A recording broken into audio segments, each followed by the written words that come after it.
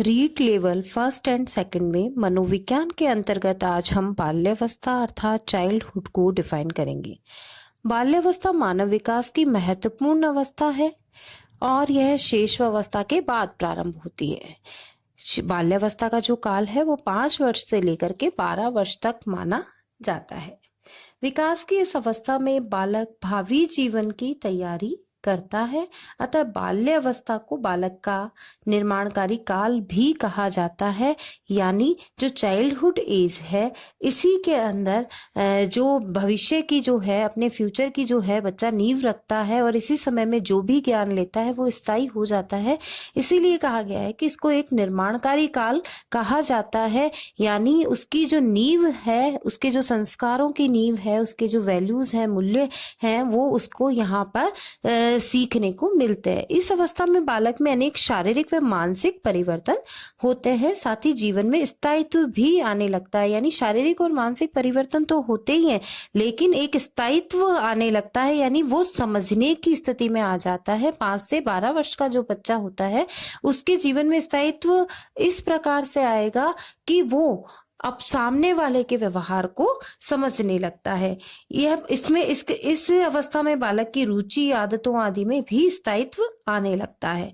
साथ ही मानसिक विकास होने के कारण इसे प्रारंभिक शिक्षा की आयु भी मानी जाती है। यानी 5 से 12 वर्ष की जो आयु है वो प्रारंभिक शिक्षा की भी मानी गई है। इसमें जो इसकी सबसे महत्वपूर्ण विशेषता है बाल्यावस्था की, वह यह है कि बालक जिज्ञासु प्रवृत्ति का होता है। इसमें वह उसकी जिज्ञासा प्रवृत्ति इतनी प्रबल हो जाती है कि वह अपनी जिज्ञासाओं को शांत करने के लिए तरह तरह के जो प्रश्न हैं वो अपने बड़ों से करता है और अपनी जिज्ञासा को संतुष्ट करना चाहता है तथा वातावरण के साथ समायोजित भी हो जाता है। अर्थात उसकी सामाजिक भावना का विकास भी इस अवस्था में हो जाता है। यानी सामाजिकता की भावना भी उसमें प्रबल हो जाती है और साथ ही उसमें जिज्ञासु प्रवृत्ति भी होती है। अतः इस अवस्था में जो मनोविज्ञान के अनुसार इस अवस्था में जो बालक की जिज्ञासाएं हैं उसको पूर्ण रूप से संतुष्ट किया जाना चाहिए। जो बच्चा है तरह तरह की जिज्ञासावश जो बड़ों से प्रश्न पूछता है, उन प्रश्नों का उत्तर उसे पूर्ण सटीकता के और सत्य के साथ देना चाहिए ताकि वह अपने मस्तिष्क में वो स्थायी ज्ञान रख सके।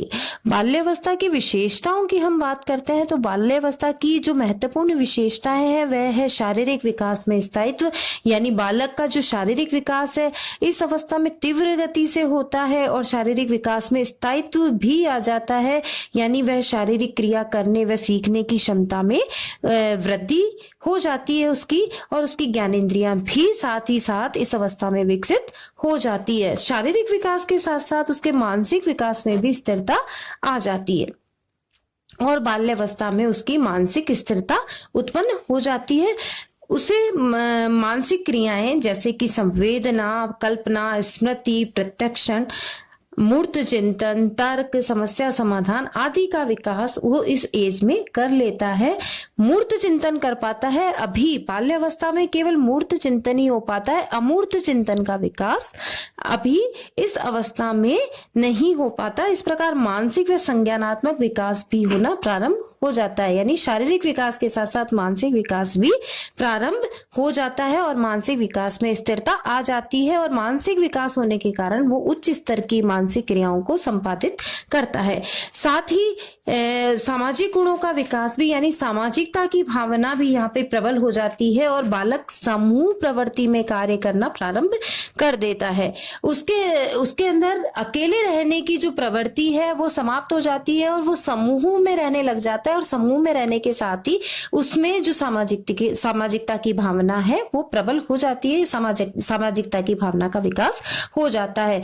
बाल्यावस्था में बालक आत्मनिर्भर होकर के कार्य करना चाहता है। वो चाहता है कि अपने डेली रूटीन के जो काम है वो खुद करे और इससे उसी में आत्मनिर्भरता बनी रहती है। साथ ही वह अपने संवेगों पर नियंत्रण करना भी स्थापित कर लेता है, सीख लेता है। यानी समाज में अच्छे बुरे की पहचान उसे हो जाती है और वह प्रेम, क्रोध, सहानुभूति आदि को प्रकट करना सीख जाता है। समाज के प्रति उसे किस प्रकार की भावनाएं प्रदर्शित करनी है, किन संवेगों को प्रदर्शित करना है, ऐसा वो कर पाता है।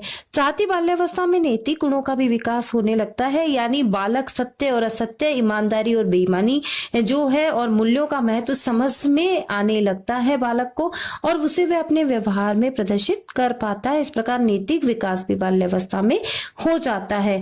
वह बालक जो है सृजनात्मक एवं रचनात्मक कार्यों में रुचि लेने लगता है, रचनात्मक कार्यों में अधिक से अधिक रुचि लेता है, इसीलिए इसे निर्माणकारी अवस्था भी कहा गया है। साथ ही बहुमुखी व्यक्तित्व का विकास हो जाता है, यानी वो वास्तविक जगत में जीना सीख जाता है, सभी से मिलना जुलना और सभी से बोलना उसकी इच्छाओं में सम्मिलित हो सकता है।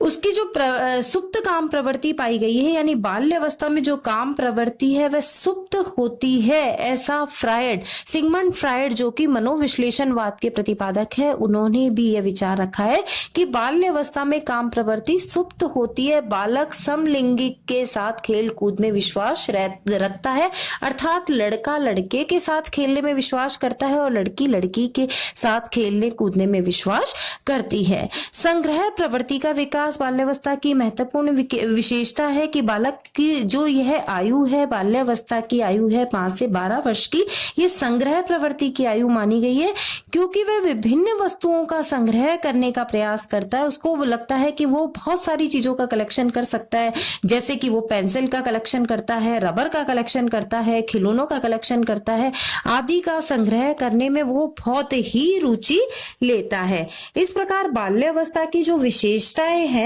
इस प्रकार जो बाल्यावस्था की विशेषताएं हैं, उसके बाद है बाल्यावस्था के प्रकार।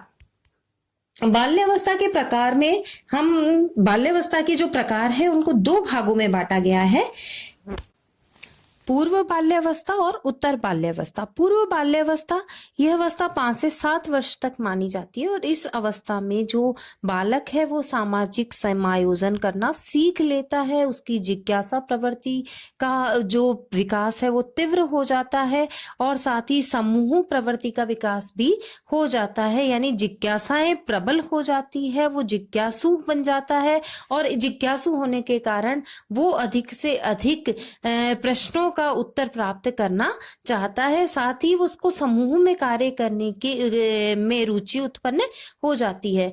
उत्तर बाल्यावस्था की बात करते हैं तो उत्तर बाल्यावस्था जो है 7 से 12 वर्ष तक की मानी गई है और 7 से 12 वर्ष जो उत्तर बाल्यावस्था है इसमें शिशु में यौन परिपक्वता आ जाती है, बालक में यौन परिपक्वता आना प्रारंभ हो जाती है। साथ ही सामाजिकरण की प्रवृत्ति का विकास भी यहाँ पर बहुत तीव्र गति से हो जाता है। वह सामाजिकरण का पता कैसे लगता है कि वह विद्यालय व साथियों में, विद्यालय के अंतर्गत वो साथियों के साथ, मित्रों के साथ साथ बहुत अधिक समय व्यतीत करना चाहता है, वो उन्हीं के साथ खेलना कूदना चाहता है, उन्हीं के साथ रहना चाहता है, क्योंकि उसमें समूह की जो भावना है वो प्रबल हो जाती है।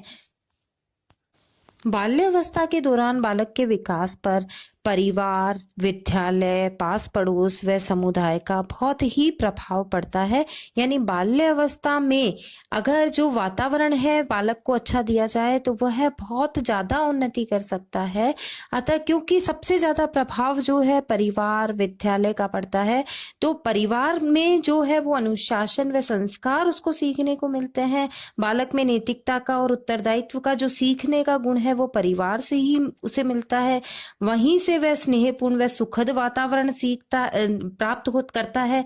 और अगर ऐसा नहीं होता तो इसके विपरीत वातावरण अगर परिवार का होता है तो उसे असुरक्षा व भय की भावना उत्पन्न हो जाती है उसमें। इसलिए चाहिए कि अगर बाल्यावस्था के अंदर बालक को परिवार का सकारात्मक वातावरण प्राप्त होता है तो वह आत्मविश्वास पूर्ण जीवन जी पाता है। इसी के साथ जो विद्यालय का प्रभाव है वो भी परिवार के समान ही बाल्यावस्था में बालक के ऊपर पड़ता है। विद्यालय का वातावरण, साथ ही शिक्षकों का व्यवहार भी बालक के व्यक्तित्व पर प्रभाव डालता है। अगर उसे सही वातावरण मिलता है अगर विद्यालय में और शिक्षक उसे सम्मानजनक दृष्टि से देखते हैं तो उसमें आत्मविश्वास आएगा, साथ ही उत्तरदायित्व की भावना भी उसमें विकसित हो जाएगी, साथ ही वह अनुशासन भी अपने आप में विकसित कर लेगा। इस प्रकार विद्यालय के द्वारा भी वह अपना सर्वांगीण विकास कर पाता है और इसलिए विद्यालय में पाठ्य सहगामी क्रियाएं होती है तथा अन्य क्रियाएं जो कि उसे उसके व्यवहार पर प्रभाव डालती है। उसमें सबसे महत्वपूर्ण है शिक्षक का आदर्श व अनुकरणीय व्यवहार, यानी शिक्षक का जो व्यवहार है ऐसा होना चाहिए कि उसको वह अनुकरण कर सके। इसलिए शिक्षक को बाल्यावस्था में बालक के प्रति निष्पक्ष होकर के व्यवहार करना चाहिए। परिवार व विद्यालय के प्रभाव के साथ ही महत्वपूर्ण प्रभाव पास पड़ोसियों व मित्रों का भी पड़ता है। पास पड़ोस के जो व्यवहार के अंतर्गत हम ये कह सकते हैं कि उनमें जो बच्चे में इस समय सामाजिकता का जो विकास होगा, सामाजिक गुणों का विकास होगा, वह उसके मित्रों के द्वारा ही उसे हस्तांतरित किया जाएगा। अतः इस समय में बाल्यावस्था के दौरान संगति का विशेष ध्यान रखना चाहिए। बुरी संगत से बालक में अपराधी प्रवृत्ति का विकास हो सकता है, इसलिए संतुलित सामाजिक विकास हेतु, नैतिकता का विकास हेतु उसे पास पड़ोस का जो वातावरण है वो अच्छा प्रदान किया जाना चाहिए एवं मित्रों की संगति पर भी विशेष ध्यान परिवारजनों को रखना चाहिए। साथ ही समुदाय का प्रभाव भी इस पर पड़ता है। समुदाय के प्रभाव के अंतर्गत समुदाय बालक के चरित्र के निर्माण के लिए आवश्यक है। कम्युनिटीज में जो है, जो बालक का जो कैरेक्टर है वो उस कम्युनिटीज उसके लिए रेस्पॉन्सिबल है। अतः बालक में सामूहिकता की भावना का विकास करने के लिए, सामाजिकता का विकास करने के लिए समुदाय की भी महत्वपूर्ण भूमिका है। इस प्रकार जो बाल्य अवस्था है, जो कि चाइल्डहुड एज के अंदर हम कह सकते हैं कि जो बालक का विकास है वो परिवार पर, बालक के विकास जो है परिवार पर निर्भर है, विद्यालय पर निर्भर है, पास पड़ोस पर, मित्रों के ऊपर निर्भर है और समुदाय या समाज के ऊपर निर्भर है। एक अकेला बालक सोचे कि वह अपना विकास कर पाएगा तो वह अभी इस स्थिति में नहीं है। इसलिए सभी के सहयोग द्वारा और सभी के सकारात्मक वातावरण द्वारा हम बाल्यावस्था में बालक का संतुलित या सर्वांगीण विकास कर सकते हैं। धन्यवाद।